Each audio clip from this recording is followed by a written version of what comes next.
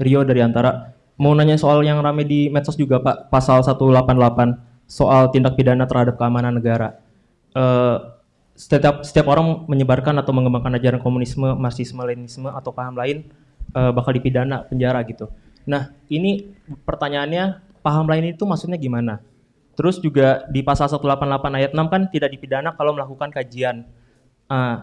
Tapi kalau misalnya kajian tersebut misal dipublikasi atau mungkin apalagi sekarang kan banyak kita potongan-potongan video gitu ya. Terus nanti bagaimana jaminan untuk pengkajian-pengkajian paham-paham tersebut gitu? Kemudian yang pasal 188 ini soal penyebaran ideologi komunis. Ini juga bukan pasal baru, ya. Ini pasal yang lama, bahkan ada yang baru. Yang baru itu seperti yang disebutkan yang terakhir. Kalau tujuannya adalah untuk kajian, itu tidak dipidana. Jadi itu sesuatu yang luar biasa. Jadi ini bukan sesuatu yang baru.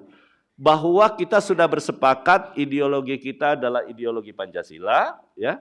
Kita sudah tahu ajaran komunisme tidak boleh disebarluaskan. KUHP ada, kita baca, kaget. Padahal itu barang lama. Saya kasih tahu buat saudara-saudara ya, pasal 188 KUHP baru, itu adalah hasil reformasi. Itu ada dalam Undang-Undang Nomor 27 Tahun 1999. Jadi begitu ketika terjadi reformasi, mereka menuntut kepada Presiden Habibie waktu itu untuk mencabut undang-undang subversif. Undang-undang subversif itu dicabut dengan Undang-Undang Nomor 26 Tahun 1999. Dan pada saat yang bersamaan, terbitlah Undang-Undang Nomor 27 Tahun 1999 menambahkan 6 ketentuan baru dalam pasal 107A sampai dengan pasal 107F KUHP yang lama. Itulah yang kemudian dipindahkan menjadi pasal 188 sampai sekian-sekian itu. Jadi bukan hal yang baru. Ini kan persoalannya Anda tidak pernah membaca, tiba-tiba membaca kaget. Itu udah barang lama, barang basi itu. Itu hasil reformasi. Undang-Undang Nomor 27 Tahun 1999 yang kemudian diformulasikan menjadi pasal 188 KUHP yang baru. Sebetulnya ini juga menjadi, saya lihat banyak di TikTok yang menyesatkan, seakan-akan KUHP yang baru ini lalu menegasikan kewenangan PPNS. Keliru.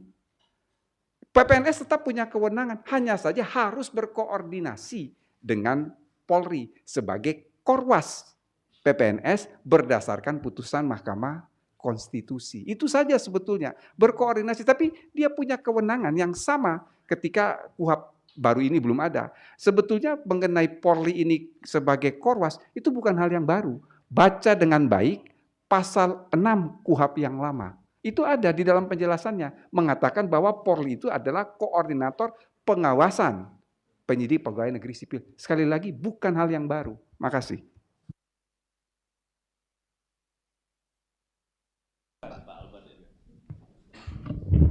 Izin Pak Menteri, Pak Wamen, Pak Sekjen, Pak Dirjen.